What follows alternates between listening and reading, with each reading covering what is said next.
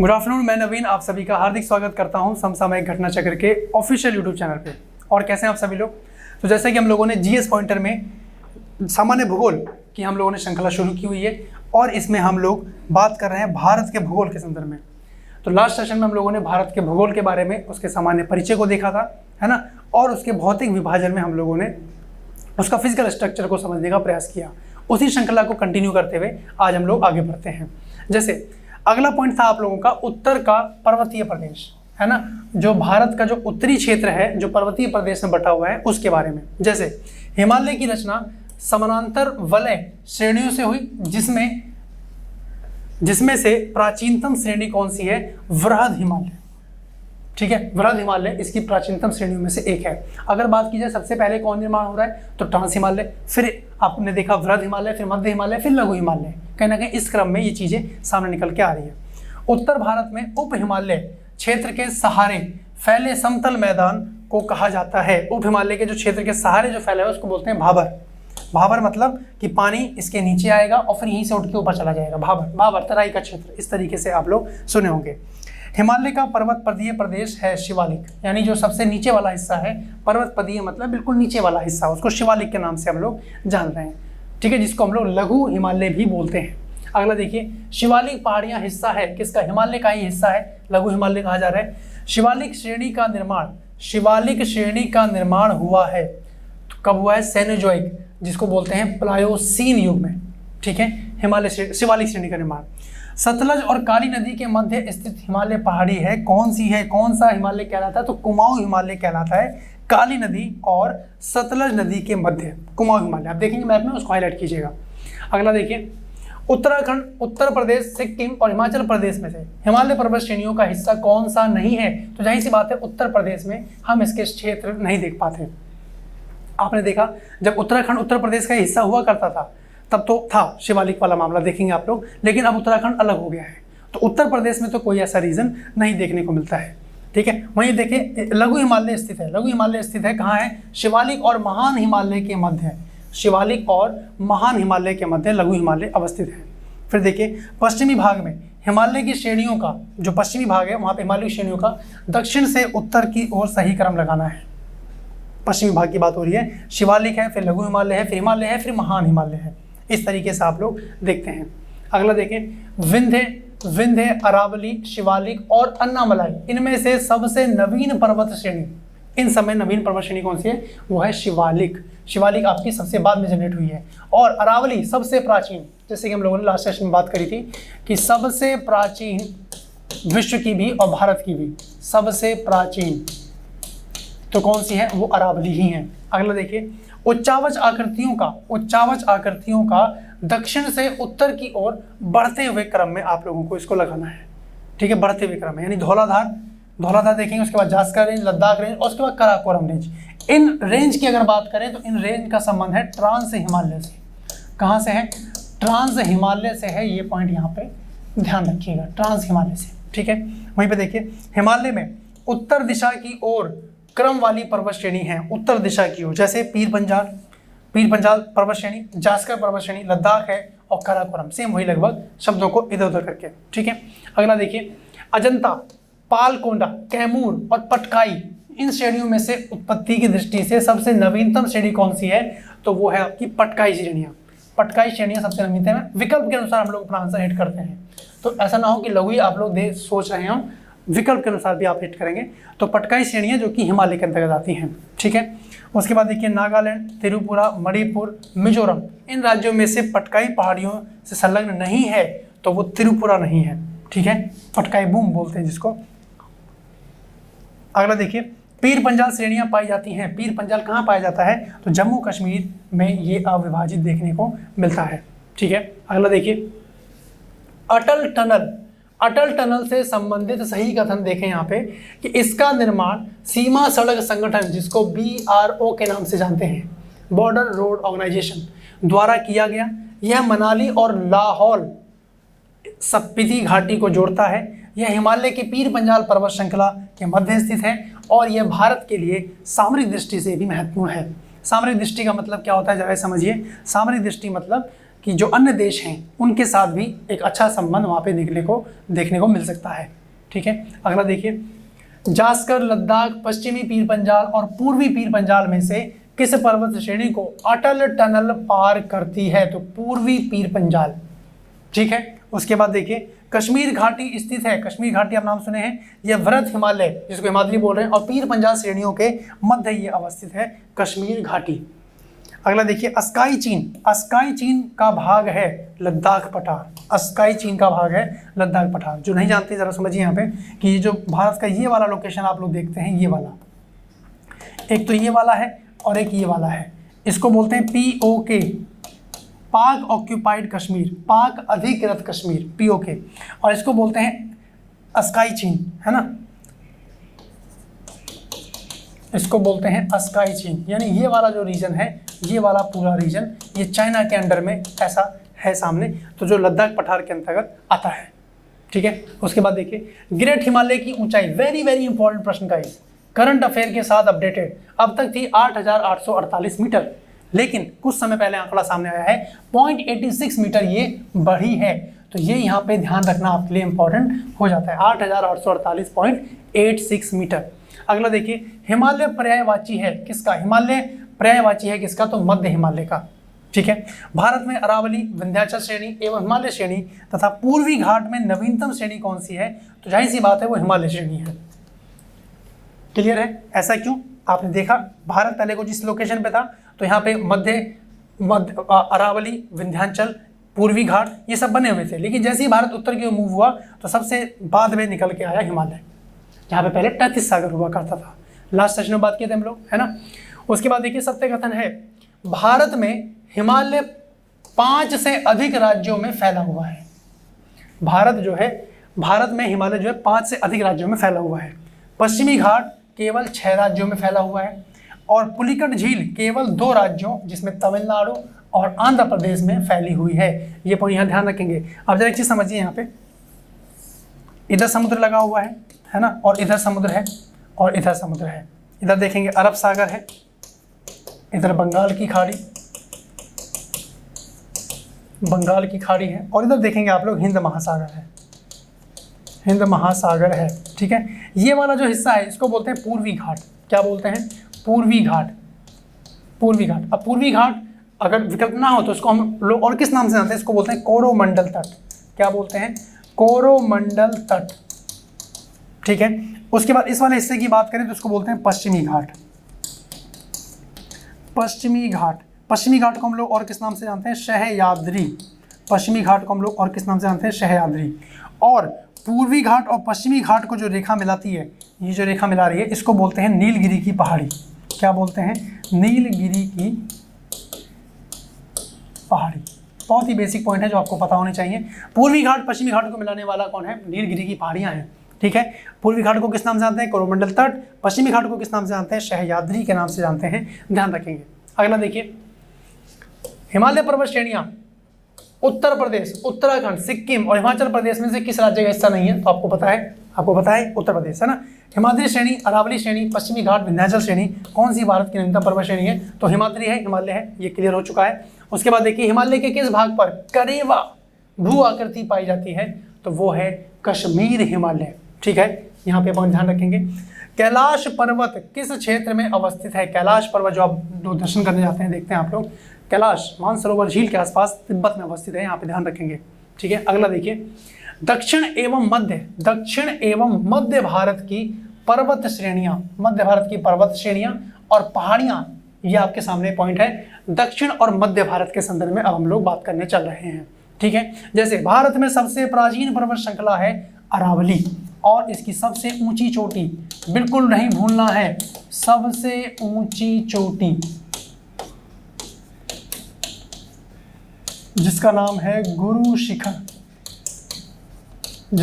गुरु शिखर। ठीक है, अगला देखिए, राजस्थान, हिमाचल प्रदेश, उड़ीसा, आंध्र प्रदेश, इन राज्यों में अरावली श्रेणी स्थित है। कहाँ? राजस्थान में स्थित है। ऑप्शन के अनुसार हम लोग अपना आंसर हिट कर जाएंगे। एक बार लोकेशन देख लीजिए कहाँ पे है। जैसे ये वाला है, यहाँ से जा रहा है भारत आगे, है ना, इस तरीके से आगे चला गया है, एक रफली डायग्राम में ड्रॉ कर रहा हूँ। तो यहाँ पे देखेंगे, यहाँ पे है अरावली रेंज और यहाँ पे कौन सी लोकेशन है, यहाँ पे है राजस्थान, ठीक है। उसके बाद देखिए अरावली श्रेणियाँ, जो अरावली रेंज है, ये अनुमानित आयु इसकी कितनी बताई जाती है, 600 से 570 मिलियन वर्ष, इतना पुराना है ये, ठीक है। अगला देखिए हिमालय, किलिमंजारो, एटना, अरावली, इनमें से रेजिडुअल पर्वत का उदाहरण है। रेजिडुअल पर्वत मतलब सबसे पुराना पर्वत अरावली है आपका, यहाँ पे ध्यान रखेंगे। देश में हिमालय का पर्वतीय क्षेत्र, उत्तर भारत का विशाल मैदान, भारतीय प्रायद्वीपीय पठार, भू पूर्वी तटीय मैदान में से कौन सा भौगोलिक क्षेत्र सबसे प्राचीन है, तो आपको ध्यान रखना है प्रायद्वीपीय पठार। आप लोग जानते हैं गाइस कि भारत जब गोंडवाना लैंड का हिस्सा था तो ये चीज़ें, ये प्रायद्वीपीय पठार ये अवस्थित था। ये जब आगे मूवमेंट हुआ तो आपने देखा यूरेशियन प्लेट से टकराने के बाद, यूरेशियन प्लेट से टकराने के बाद ट्रांस हिमालय, हिमालय, मध्य हिमालय, लघु हिमालय, इनका ये मामला सामने आया, ठीक है। उसके बाद आप देखेंगे पूर्वी तटीय मैदान कहीं ना कहीं देखने को सामने आ रहे हैं, प्रायद्वीपीय पठार, उसके बाद तटीय मैदान, मैदान वाला हिस्सा ये भी बाद में जनरेट हो रहा है। इधर आप देखेंगे रेगिस्तान वाला मामला ये भी बाद में जनरेट हुआ। तो सबसे पहले कौन सा हुआ, तो प्रायद्वीपीय पठार तो पहले से है, ये पॉइंट यहाँ पे ध्यान रखना है। अगला देखिए दक्षिण भारत की सबसे ऊंची चोटी कौन है, अन्नाईमुडी, अन्नाईमुडी दक्षिण भारत की सबसे ऊंची चोटी, यहाँ ध्यान रखेंगे। अब भारतीय प्रायद्वीप की सबसे ऊंची चोटी वो भी अन्नाईमुडी है। नर्मदा और ताप्ती नदियों के मध्य स्थित है सतपुड़ा की श्रेणियाँ, सतपुड़ा रेंज यहाँ पे अवस्थित है। भारतीय समुद्र शास्त्रियों ने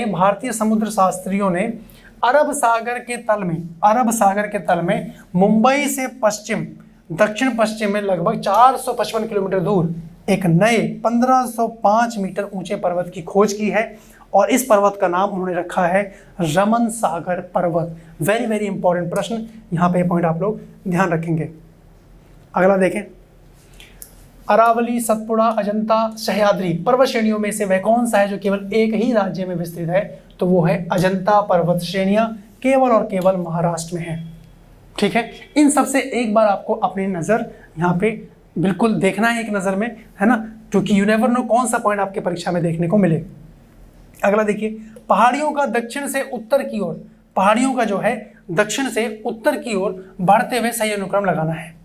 तो सबसे पहले सतमाला पहाड़ियाँ हैं, फिर कैमूर पहाड़ियाँ हैं, फिर नागा पहाड़ियाँ हैं, फिर पीर पंजाल पहाड़ियाँ हैं। वो विकल्प के अनुसार हम लोग अपना आंसर हिट कर रहे होंगे, ठीक है। उसके बाद देखिए कार्डेमम पहाड़ियाँ जिसको इलायची पहाड़ी भी बोलते हैं, कार्डेमम को हिंदी में इलायची बोलते हैं, तो इलायची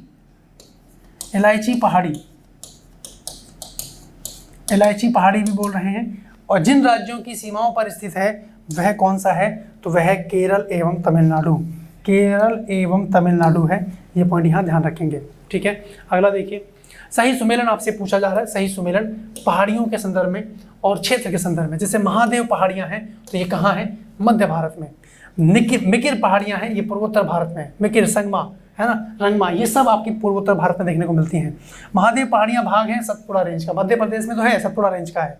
उसके बाद धूपगढ़ चोटी ये स्थित कहाँ पे है, सतपुड़ा रेंज में, ठीक है।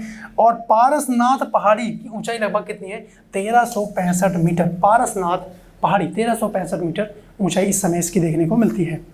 अगला देखिए इनका सही सुमेलन करना है। अब देखिए पहाड़ियाँ दे रखी हैं और राज्य दिए हुए हैं। अब गारो ये कहाँ पे है, मेघालय में है। अब जरा ध्यान दीजिए गारो, खासी, जैंतिया ये पश्चिमी हिस्सा है, ठीक है, और ये इसका पूर्वी हिस्सा है। यहाँ पे कैसा भी प्रश्न है पूर्व से पश्चिम में लगाइए, पश्चिम से पूर्व, तो गारो, खासी, जैंतिया मेघालय के अंदर पहाड़ियाँ हैं और इन नाम से जनजातियाँ भी हैं यहीं पे, इन नाम से जनजातियाँ भी हैं यहाँ पे, ध्यान रखेंगे आप लोग, ठीक है।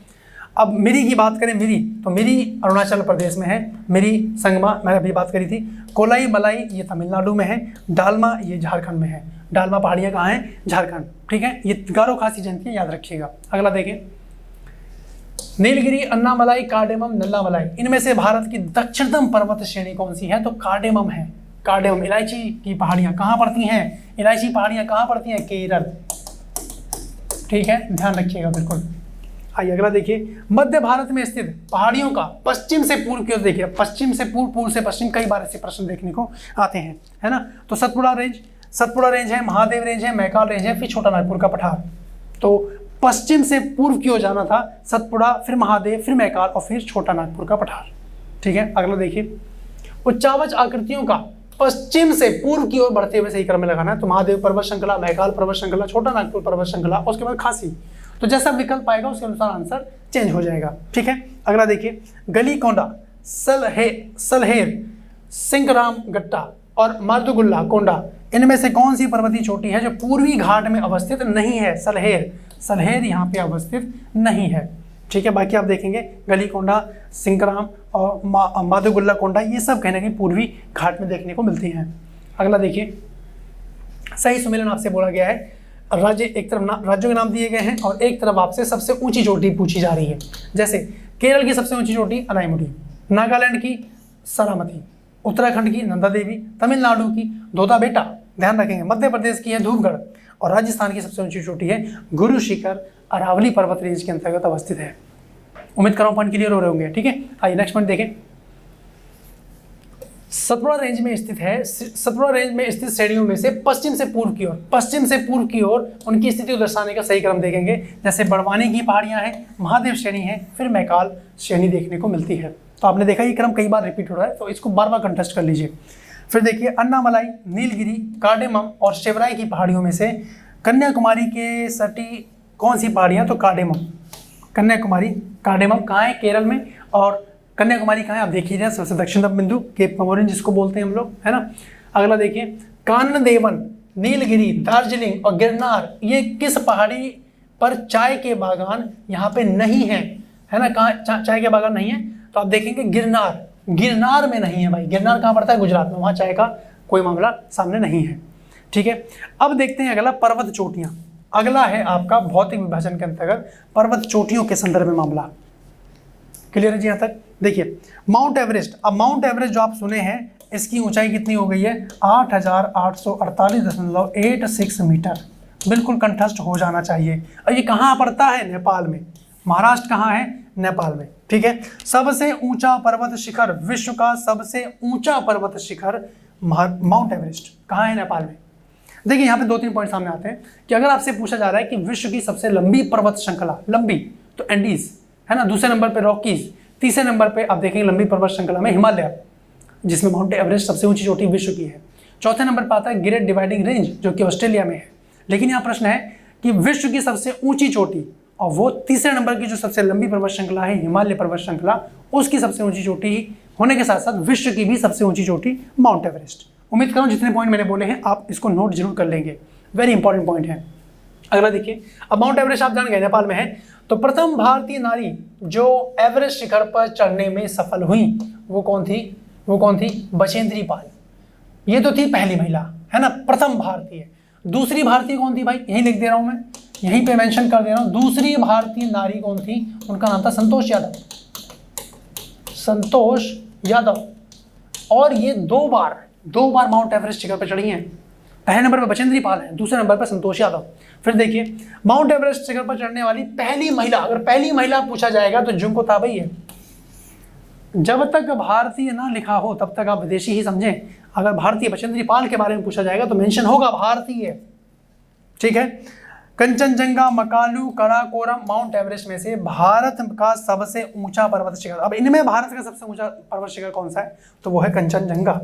विश्व का सबसे ऊंचा माउंट एवरेस्ट, भारत का सबसे ऊंचा K2 गॉडविन ऑस्टिन। नोट कर लेंगे इस पॉइंट को। अगर आपसे पूछ लिया गया कि भारत का सबसे ऊंचा पर्वत शिखर, भारत का सबसे ऊंचा पर्वत शिखर, तो वो है K2 गॉडविन ऑस्टिन। K2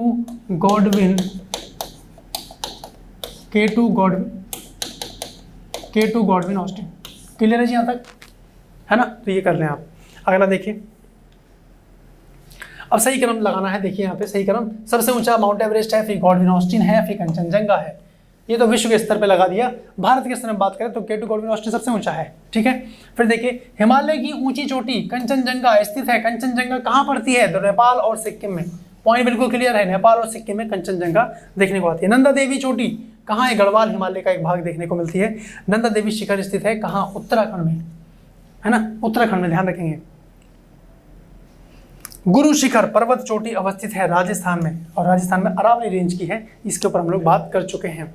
अगला देखिए, अरावली का उच्चतम शिखर गुरु शिखर, बात कर चुके हैं इसके ऊपर। सही सुमेलित करना है आप लोगों को। माउंट आबू अरावली पहाड़ियाँ, माउंट आबू अरावली पहाड़ियाँ जो हैं वो कोडाईकनाल पालनी पहाड़ियाँ, उटंगमठ नीलगिरी पहाड़ियाँ और शिमला धौलाधार श्रेणी, ये इसका सही सुमेलन देखने को मिलता है। यानी माउंट आबू की बात करें तो अरावली पर्वत में है, कोडाईकनाल की बात करें तो पालनी में है, और उटंगमठ नीलगिरी में पड़ता है, नीलगिरी पहाड़ी में है, और शिमला की अगर बात करें तो धौलाधार श्रेणी के अंतर्गत देखने को मिलता है। ठीक है, वहीं देखिए मध्य प्रदेश, मध्य प्रदेश का सर्वोच्च शिखर, मध्य प्रदेश का सर्वोच्च शिखर धूपगढ़ स्थित है कहाँ?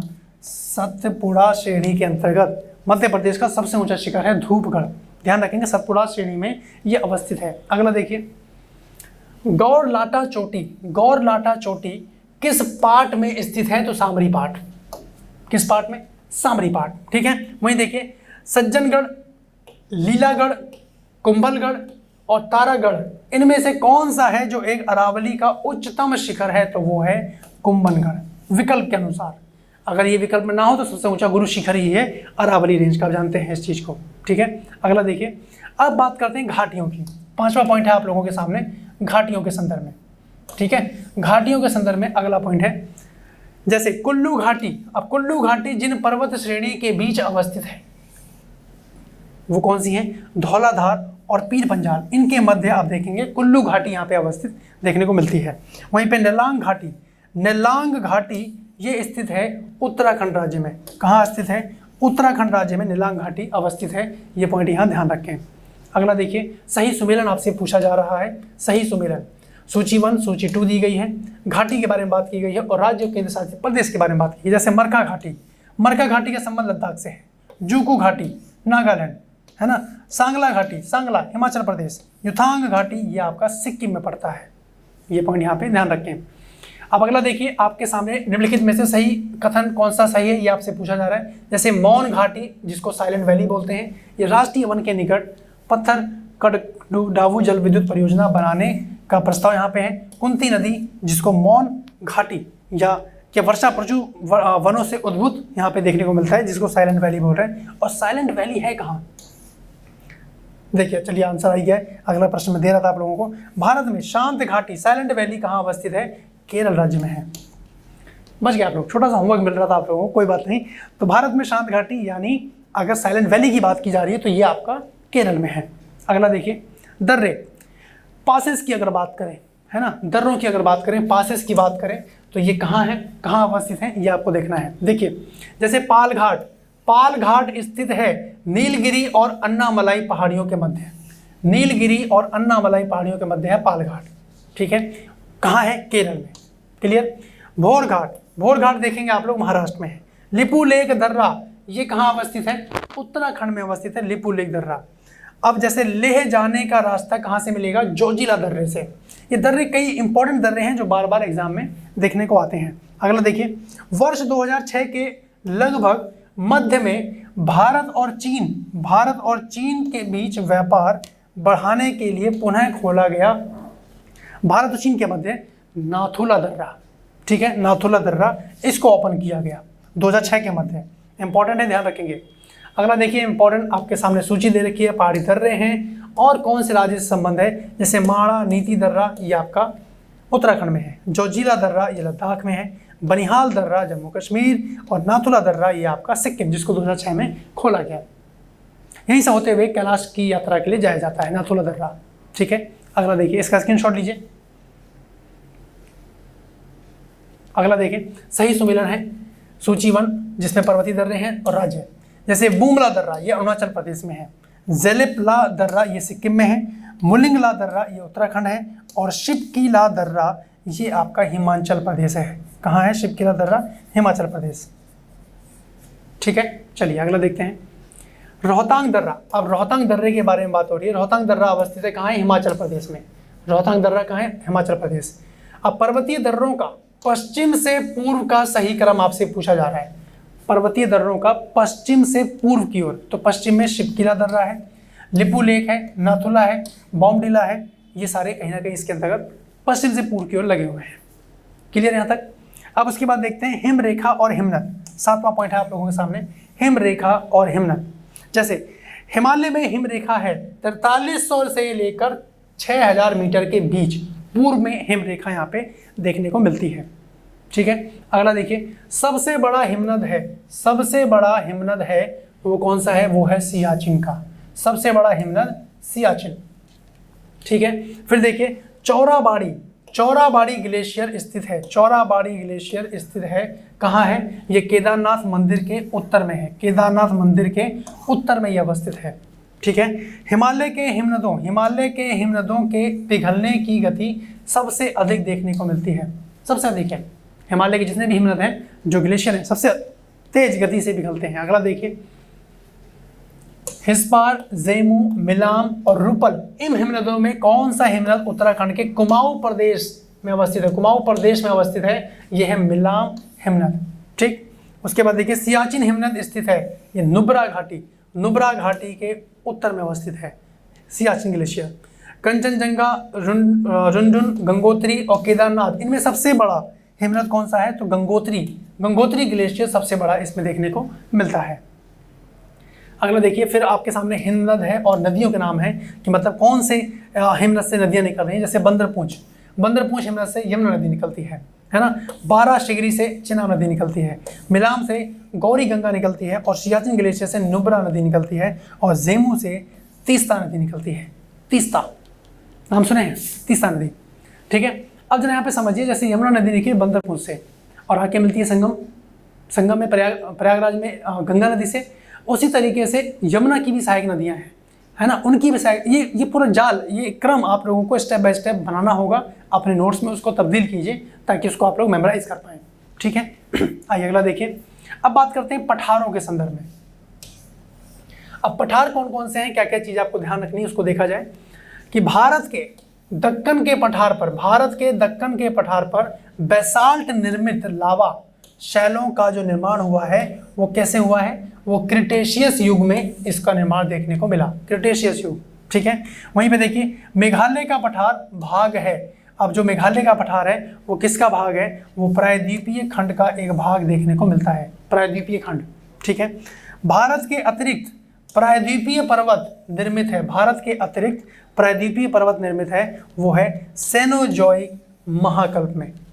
ठीक, अगला देखिए, छोटा नागपुर जो पठार है उसका सर्वाधिक घना बसा जिला धनबाद ये देखने को मिलता है और ये किसके लिए महत्वपूर्ण है, खनन उद्योग का विकास, औद्योगिकरण के कारण ये सर्वाधिक घना आबाद जिला देखने को मिलता है धनबाद। ठीक है, छोटा नागपुर का पठार। अब छोटा नागपुर का पठार जो है वो है क्या है, एक अग्रगंभीर सेगमेंट देखने को मिलता है। ठीक है, मालवा का पठार, छोटा नागपुर का पठार, दक्कन का पठार या प्रायद्वीप का पठार, इनमें से अरावली एवं विंध्य श्रृंखलाओं के मध्य स्थित है, कौन सा है, वो है मालवा का पठार। ठीक है जी, तो आप देखेंगे दक्कन का पठार तो महाराष्ट्र की तरफ चला गया, छोटा नागपुर का पठार और पूर्व में हो गया, प्रायद्वीपीय पठार सबसे नीचे हो गया, अरावली और विंध्य श्रृंखलाओं के बीच देखा जाए तो मालवा का पठार ही वहाँ पे देखने को मिलता है। इस तरीके से भी अपना आंसर आप लोग सर्च कर सकते हैं। उसके बाद दंडकारण्य क्षेत्र, दंडकारण्य क्षेत्र अवस्थित है कहाँ पे है, मुख्यतः ये छत्तीसगढ़, उड़ीसा, तेलंगाना, महाराष्ट्र और आंध्र प्रदेश में ये देखने को मिलता है। अगला देखिए, दंडकारण्य, दंडकारण्य भारत के किस भाग में स्थित है, तो ये मध्यवर्ती क्षेत्र में ये अवस्थित है। ठीक है, अगला देखिए, भुवन पहाड़ियाँ, गारो पहाड़ियाँ, खासी पहाड़ियाँ और जयंतियाँ, है ना, पहाड़ियों में से कौन सा है जो मेघालय का पठार का अंश नहीं है। अभी हम लोगों ने बात करी थी गारो, खासी, जयंतियाँ मेघालय की हैं, बचा कौन सा नहीं पूछा गया है आपसे, तो वो है भुवन पहाड़ियाँ। ठीक है, अभी हम लोगों ने बात करी थी गारो, खासी, जयंतियाँ, ये जनजातियाँ भी हैं मेघालय के अंतर्गत। ठीक, अगला देखिए, अब बात करते हैं भारत के तटीय भाग की। अब भारत का जो तटीय क्षेत्र है उसको देखा जाए, तटीय भाग, तो देखिए भारत की तटरेखा अगर बात करें तो भारत का औसत समुद्र तल, भारत का औसत समुद्र तल नापा जाता है चेन्नई तट से। समुद्र तल औसत जैसे बोलते हैं समुद्र, और ये जगह समुद्र तल से इतनी ऊंचाई पर है, तो कहाँ है वो है चेन्नई में। ठीक है, भारत के प्रादेशिक जल क्षेत्र का विस्तार तट से 12 समुद्री मील तक यहाँ पे देखने को मिलता है, भारत का जो प्रादेशिक जल क्षेत्र है। ठीक है, उसके बाद देखिए भारत की तटरेखा की कुल लंबाई, बिल्कुल कंठस्थ है, 7516.6 किलोमीटर। ये बिल्कुल याद हो जाना चाहिए आपको। अगला देखिए, इसमें भारत में सबसे अधिक लंबा समुद्री तट है गुजरात का। गुजरात राज्य का सबसे लंबा है, और भारत में तटरेखा से लगे जो राज्य हैं उनकी संख्या है 9। ठीक है, अगला देखें, प्राचीन भारतीय ऐतिहासिक भूगोल में रत्नाकर नाम जो है वो सूचक था। किसका सूचक था? हिंद महासागर का वो सूचक देखने को मिलता है। वहीं पे देखिए, सर्वाधिक तटीय अपरदन होता है लहरों से। सर्वाधिक तटीय अपरदन यानी मिट्टियां कटने लगती हैं, वो लहरों से कटती हैं। आप देखते हुए कभी भी कहीं बाढ़ आती है तो जो साइड में जो तट होते हैं वो कटने लग जाते हैं, कटने शुरू हो जाते हैं, है ना, वो चीज़।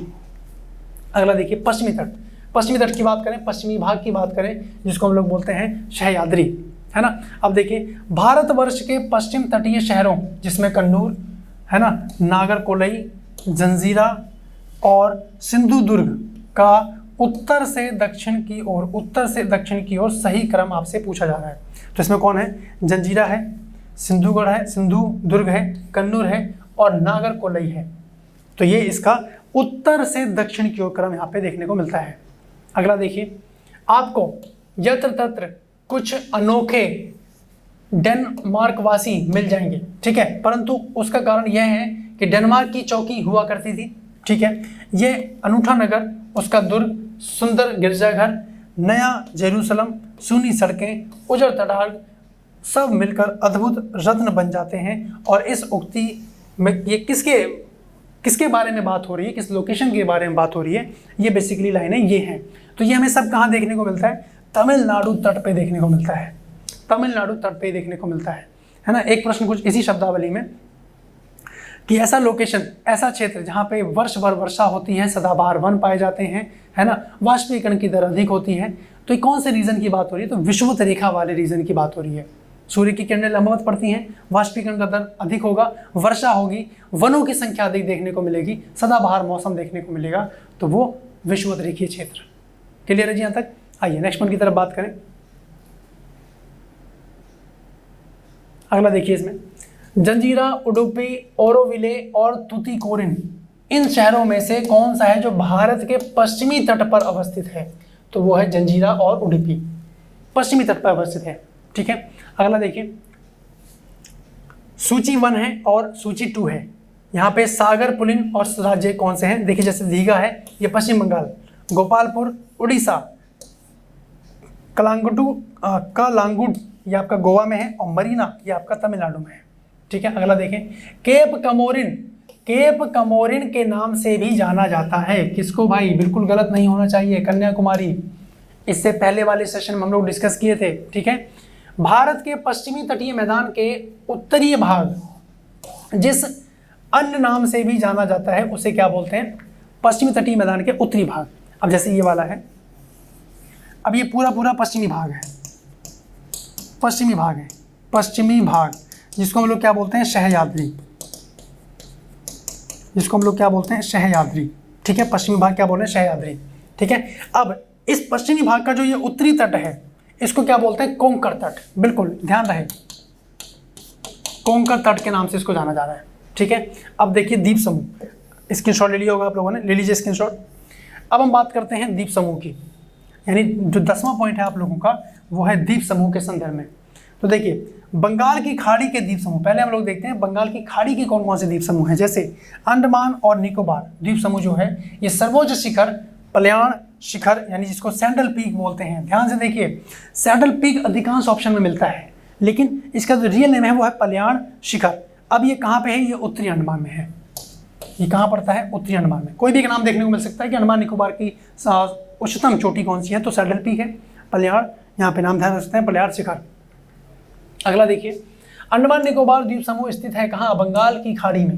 ठीक, अंडमान निकोबार द्वीप समूह में द्वीपों की संख्या कितनी है? तो 836 द्वीप हैं, 836 द्वीपों की संख्या यहाँ देखने को मिलती है। आइलैंड आप कह सकते हैं, आइलैंड। 10 डिग्री चैनल पृथक करता है अंडमान को निकोबार द्वीप से। यहाँ ये दो सेपरेशन ध्यान रखें, अंडमान को निकोबार से। आप देखेंगे ग्रेट निकोबार है ना, एक जिसको बड़ा निकोबार बोल रहे हैं, और उसको अंडमान से अलग कर रहा है। तो वो लोकेशन आप देखें मैप में, उसको हाईलाइट कीजिए। अगला देखिए 10 अंश जलमार्ग ये आपस में परसक करता है। सेम प्रश्न है, बस शब्दावली को बदला गया है। देखिए शब्दों 10 डिग्री चैनल कह लो, या तो आप कह लो कि 10 अंश जलमार्ग। तो ये अंडमान और निकोबार द्वीप को ये अलग कर रहा है। ठीक है जी, यहाँ पे पॉइंट ध्यान रखेंगे। अगला देखिए बैरन द्वीप अवस्थित है कहाँ है? ये बंगाल की खाड़ी में है बैरन द्वीप। अभी बंगाल की खाड़ी के बारे में चर्चा हो रही है, जैसे अंडमान निकोबार देखा आपने, बैरन द्वीप देखा, इसी तरीके से आगे बात करेंगे। भारत का वह द्वीप जिसका उद्गम ज्वालामुखी है, तो वो बैरन द्वीप ही है। ठीक है, अब देखिए एक द्वीप के बारे में चर्चा होती है, श्रीहरिकोटा द्वीप। अब श्रीहरिकोटा द्वीप कहाँ पड़ता है भैया? ये आपका पड़ता है पुलिकट झील के समीप। कहाँ पड़ता है? पुलिकट झील के समीप ये पड़ता है। अगला देखिए राम सेतु, जिसको एडम ब्रिज के नाम से जानते हैं, ये कहाँ शुरू होता है? ये धनुषकोडी से ये शुरू हो जाता है। ये पॉइंट यहाँ पे ध्यान रखेंगे, धनुषकोडी। ठीक है, अगला देखिए, अब इसमें सही देखिए, सही स्टेटमेंट के बारे में पॉइंट है आपके सामने कि बैरन द्वीप ज्वालामुखी एक सक्रिय ज्वालामुखी है। ठीक है, उसके बाद जो भारतीय राज्य क्षेत्र में स्थित है, बिल्कुल सही है, बंगाल की खाड़ी में अवस्थित है। अगला देखिए सुमात्रा, बोर्निया, जावा, श्रीलंका, इनमें से कौन भौगोलिक रूप से ग्रेट निकोबार के सबसे निकट है? तो वो है सुमात्रा। ग्रेट निकोबार के सबसे नज़दीक है सुमात्रा, बोर्निया, जावा, ये सब इनमें से भौगोलिक रूप से अगर बात की जाए तो निकोबार, ग्रेट निकोबार, सुमात्रा इसके नज़दीक देखने को मिलता है। अगला देखते हैं अरब सागर के द्वीप समूह।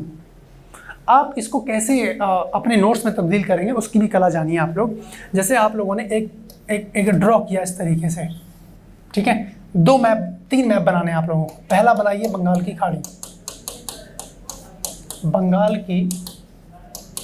खाड़ी। अब इसमें पॉइंट यहाँ मेंशन कर लीजिए, यानी एक मामला आपका क्लियर। अगला बनाइए अरब सागर, ठीक है, एक मामला यहाँ मेंशन किया, यानी सारा मामला आपका एक पेज पे आ जाना चाहिए। अब उसको हम लोग रिलेट कर रहे होंगे, जैसे कुछ करंट अफेयर में चर्चा में चल रहा है, तो हम लोग देख सकते हैं कि अच्छा द्वीप समूह के बारे में चर्चा हो रही है, तो किसका रिलेशन किससे है, इसको बना के हम लोग निकाल सकते हैं, है ना, इस तरीके से। अब जैसे देखिए यहाँ पे, अब आपके सामने पॉइंट आ गया है कि लक्षद्वीप स्थित है। लक्षद्वीप कहाँ स्थित है? अरब सागर में, है ना, अरब सागर में लक्षद्वीप अवस्थित है। और लक्षद्वीप की राजधानी कवारती, बिल्कुल ध्यान रखना है। लक्षद्वीप की राजधानी, कहने को तो बहुत आसान प्रश्न है लेकिन परीक्षा में देखने को मिला है, तो क्या नाम है? कवारती। ठीक, भारत का प्रवाल द्वीप वो भी लक्षद्वीप ही है ना। हमने विश्व भूगोल के अंतर्गत प्रवाल भित्ति के बारे में डिटेल में चर्चा करी थी। जिन्होंने वो वीडियो क्लास न देखी हो जरूर ध्यान से देख लेंगे। प्रवाल भित्ति के बारे में मैंने आप लोगों को बताया था, प्रवाल भित्ति, है ना। भारत का प्रवाल द्वीप लक्षद्वीप में है, लक्षद्वीप ही है, प्रवाल द्वीप बोला जा रहा है। अब एक पॉइंट जरा और समझ लीजिए कि भारत में प्रवाल 4 जगह देखने को मिलता है। एक है गुजरात, एक है लक्षद्वीप, ठीक है, एक है आपका तमिलनाडु और एक है आपका अंडमान निकोबार। तो 4 जगह प्रवाल के अवशेष देखने को मिलते हैं, और जो लक्षद्वीप है ये पूरा पूरा प्रवाल से बना हुआ है। ये पॉइंट यहाँ पे आपके सामने आया हुआ है। अगला देखिए लक्षद्वीप टापू अवस्थित है कहाँ पे है? तो दक्षिण पश्चिम भारत में है। भाई देखिए अगर मैं इसको लोकेशन बांटूं पूरा पश्चिम उत्तर दक्षिण, तो दक्षिण पश्चिम लोकेशन यही तो बना, ठीक है। द्वीपों का समूह लक्षद्वीप है, ये प्रवाल उत्पत्ति से संबंधित है, प्रवाल भित्ति से बना हुआ है, जिसको हम लोग बोलते हैं कोरल रीफ। नाम सुने आप लोग, है ना, वही चीज़ है। अगला देखिए लक्षद्वीप में है कितने द्वीप? 36 द्वीप लक्षद्वीप के अंतर्गत अवस्थित हैं। अगला देखिए कैम्बे की खाड़ी, मन्नार की खाड़ी और कच्छ की खाड़ी और लक्षद्वीप और मिनिकॉय द्वीप में से किस क्षेत्र में प्रवाल भित्ति नहीं पाई जाती है? तो देखिए लक्षद्वीप, मिनिकॉय अब तो लगभग एक ही हो गया, है ना, तो यहाँ पे पाई जाएगी। कच्छ की खाड़ी गुजरात से संबंध रख रही है तो वहाँ पे देखने को मिलेगी। मन्नार की खाड़ी तमिलनाडु से संबंध रख रही है तो वहाँ पे है। कैम्बे की खाड़ी नहीं है। समझ पाए हैं कहाँ से प्रश्न जनरेट हुआ है और कैसे घुमा के प्रश्न जनरेट हुआ है? तमिलनाडु में है तो तमिलनाडु मन्नार की खाड़ी है, वहाँ पे आप लोग ध्यान रखें।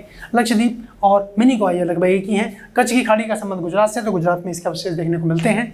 फिर अपना आंसर हम लोग हिट कर सकते हैं। अगला देखिए भटकल, अर्नाला, मिनिकॉय और हेनरी द्वीपों में से भारतीय तटरेखा के सुदूरवर्ती द्वीप की श्रेणियों में आता है कौन सा है? मिनिकॉय, है ना, मिनिकॉय, लक्षद्वीप लगभग अब एक हो गए हैं। अगला देखिए, भारत और श्रीलंका के मध्य स्थित द्वीप है। भारत और श्रीलंका के मध्य स्थित द्वीप है रामेश्वरम, और रामेश्वरम कहाँ पड़ता है? तमिलनाडु। ठीक है जी। अगला देखिए, सही सुमेलन आपसे पूछा जा रहा है। सही सुमेलन सूची 1 सूची 2 दी गई है, द्वीप के नाम दिए गए हैं और अवस्थिति के बारे में है। जैसे वयंत शयोधर, ये कच्छ की खाड़ी में अवस्थित है, ये द्वीप का नाम है। पीरम द्वीप, ये खंबात की खाड़ी में है। खंबात की खाड़ी कहाँ पड़ती है? गुजरात के एकदम तट के नज़दीक, आप देखेंगे मैप में। द्वारका द्वीप, ये आपका अरब सागर में अवस्थित है। और दीव द्वीप, ये आपका काठियावाड़ तट पर देखने को मिलता है। क्लियर यहाँ तक की पिक्चर। अगला देखिए, कोरी क्रीक, कोरी क्रीक जिसे निवेशिका ये बोलते हैं, ये स्थित है कहाँ पे? कच्छ के रण में, यानी रण ऑफ कच्छ में ये अवस्थित देखने को मिलता है। सरक्रीक विवाद है, सरक्रीक विवाद है किस किस के मध्य? सरक्रीक रेखा आप देखेंगे गुजरात, राजस्थान, इन लोकेशन पे देखने को मिलती है, और भारत और पाकिस्तान के मध्य इनके बीच विवाद देखने को मिलता है, सरक्रीक विवाद, भारत और पाकिस्तान के मध्य। ठीक है, तो आज के सेशन में हम लोग इतना ही रखते हैं। उम्मीद करता हूँ चीज़ें क्लियर हुई होंगी, और इसके आगे हम लोग कंटिन्यू करेंगे नेक्स्ट सेशन से, नेक्स्ट पॉइंट से हम लोग समझने का प्रयास करेंगे। ठीक है, तो आज के लिए इतना ही, मिलते हैं आप लोगों से नेक्स्ट क्लास में। तब तक के लिए धन्यवाद। Have a nice time, bye bye, take care.